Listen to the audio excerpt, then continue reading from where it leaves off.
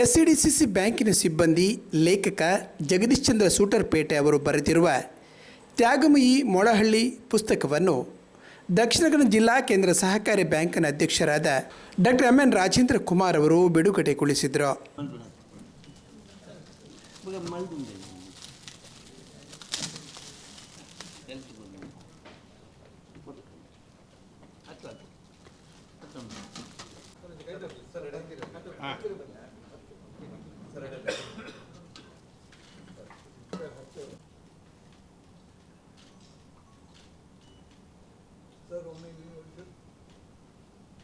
ಬಳಿಕ ಮಾತನಾಡಿದವರು, ಮೊಳಹಳ್ಳಿ ಶಿವರಾವ್ ಅವರ ಶ್ರಮದಿಂದಾಗಿ ದಕ್ಷಿಣ ಕನ್ನಡ ಜಿಲ್ಲೆಯಲ್ಲಿ ಸಹಕಾರಿ ಕ್ಷೇತ್ರ ದೊಡ್ಡ ಮಟ್ಟಕ್ಕೆ ಬೆಳೆದು ನಿಲ್ಲಲು ಸಾಧ್ಯವಾಗಿದೆ. ಇಂತಹ ಸಾಧಕರ ಸಾಧನೆಯನ್ನು ಪುಸ್ತಕದಲ್ಲಿ ದಾಖಲಿಸಿರುವುದು ಶ್ಲಾಘನೀಯ. ಈ ಪುಸ್ತಕವು ಮೊಳಹಳ್ಳಿಯವರು ಬ್ಯಾಂಕ್ ಮಾತ್ರವಲ್ಲದೆ ಇತರ ಸಹಕಾರಿ ಕ್ಷೇತ್ರಗಳಲ್ಲಿ ಮಾಡಿದ ಸಾಧನೆಗಳನ್ನು ಕೂಡ ದಾಖಲಿಸಿದೆ ಎಂದರು.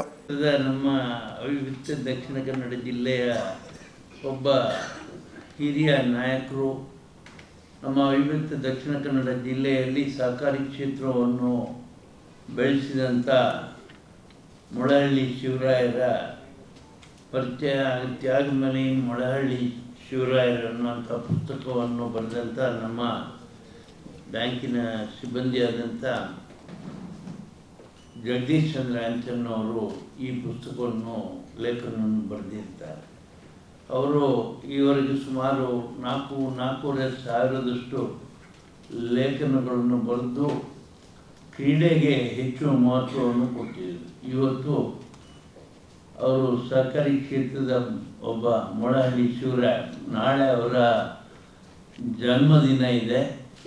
ಅವರ ಪುಸ್ತಕ ಬಿಡುಗಡೆಯನ್ನು ಇವತ್ತು ಮಾಡಿ ಸಹಕಾರಿ ಕ್ಷೇತ್ರ ನಮ್ಮ ಜಿಲ್ಲೆಯಲ್ಲಿ ಯಾವ ರೀತಿ ಬೆಳೆದಿದೆ, ಅವರು ಸಹಕಾರಿ ಕ್ಷೇತ್ರದಲ್ಲಿ ಬರೀ ಬ್ಯಾಂಕಿನಲ್ಲಿ ಮಾತ್ರ ಕೆಲಸ ಮಾಡಲಿಲ್ಲ, ಇತರ ಸಹಕಾರಿ ಕ್ಷೇತ್ರದಲ್ಲಿಯೂ ಕೂಡ ಕೆಲಸ ಮಾಡಿದ್ದಾರೆ ಅನ್ನುವಂಥದ್ದನ್ನು ಜನರಿಗೆ ತಿಳಿಸೋದಕ್ಕೋಸ್ಕರ ಈ ಪುಸ್ತಕವನ್ನು ಬಿಡುಗಡೆ ಇವತ್ತು ಮಾಡಿದ್ದಾರೆ.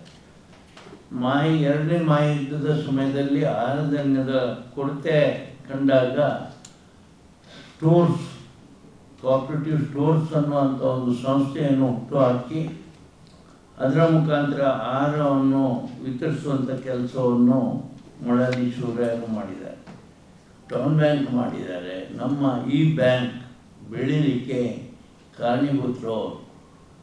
ಆಗಿನ ಕಾಲದಲ್ಲಿ ವಾಹನದ ವ್ಯವಸ್ಥೆ ಇಲ್ಲದಿದ್ದಂಥ ಸಂದರ್ಭದಲ್ಲಿ ಅವರು ಎತ್ತಿನ ಗಾಡಿಯಲ್ಲಿ ಸಂಚರಿಸಿ ಹಳ್ಳಿಗಳಲ್ಲಿ ಸಹಕಾರಿ ಕ್ಷೇತ್ರವನ್ನು ಬೆಳೆಸಿದ್ದಾರೆ.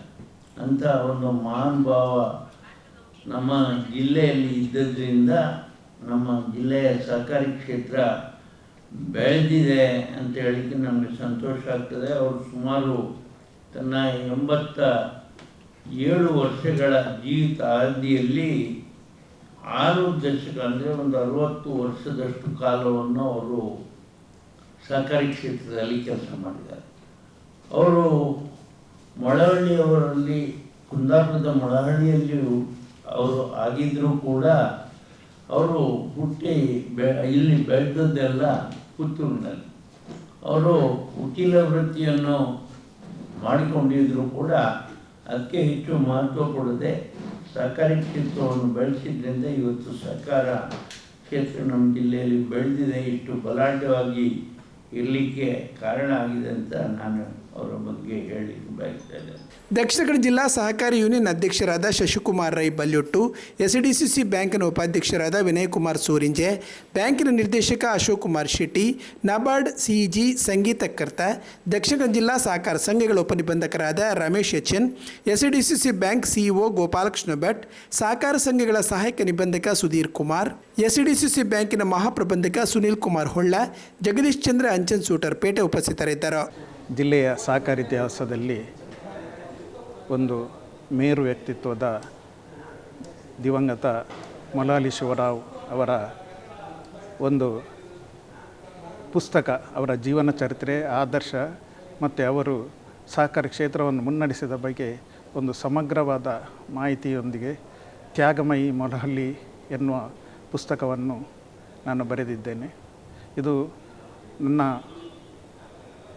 ವೃತ್ತಿ ಜೀವನದ 35 ವರ್ಷಗಳ ವೃತ್ತಿ ಜೀವನದ ಮೊದಲ ಸಾಕಾರ ಕೃತಿಯಾಗಿರುತ್ತದೆ. ಹಾಗೆಯೇ ಈ ಕೃತಿಯನ್ನು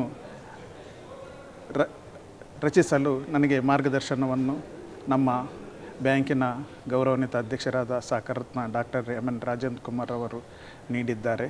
ಅವರಿಗೂ ಈ ಸಂದರ್ಭದಲ್ಲಿ ನಾನು ವಿನಯಪೂರ್ವಕವಾಗಿ ವಿನಮ್ರವಾಗಿ ಅವರನ್ನು ಅಭಿನಂದಿಸ್ತೇನೆ. ಹಾಗೆಯೇ ನಮ್ಮ ಸಹಕಾರಿ ಕ್ಷೇತ್ರದ ಎಲ್ಲ ಬ್ಯಾಂಕಿನ ಅಧಿಕಾರಿಗಳಿರ್ಬೋದು, ಮುಖ್ಯ ಕಾರ್ಯನಿರ್ವಹಣಾಧಿಕಾರಿ ಶ್ರೀ ಗೋಪಾಲಕೃಷ್ಣ ಭಟ್ ಇವರ ಸಹಕಾರವನ್ನು ಸಹ ಈ ಸಂದರ್ಭದಲ್ಲಿ ಸ್ಮರಿಸುತ್ತೇನೆ.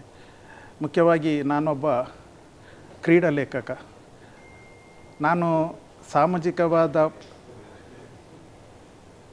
ಚಟುವಟಿಕೆಯ ಬಗ್ಗೆ ಇದ್ದರೂ ಕೂಡ ಒಂದು ವ್ಯಕ್ತಿತ್ವದ ಬಗ್ಗೆ ಬರೆದ ಪುಸ್ತಕ ಇದು ಮೊದಲನೇದು. ಯಾಕಂದರೆ ನಾನು ಕಳೆದ 10 ವರ್ಷಗಳಿಂದ ಸಹಕಾರ ಕ್ಷೇತ್ರದ ಪಿತಾಮಹ ಮಲ್ಲಾರೀಶ್ವರ ಅವರ ಹುಟ್ಟುಹಬ್ಬದ ಅಂದು ಆಗಸ್ಟ್ 4ರಂದು ವಿವಿಧ ಪತ್ರಿಕೆಗಳಿಗೆ ಲೇಖನವನ್ನು ಅವರ ಬಗ್ಗೆ ಬರೆದಿದ್ದೆ.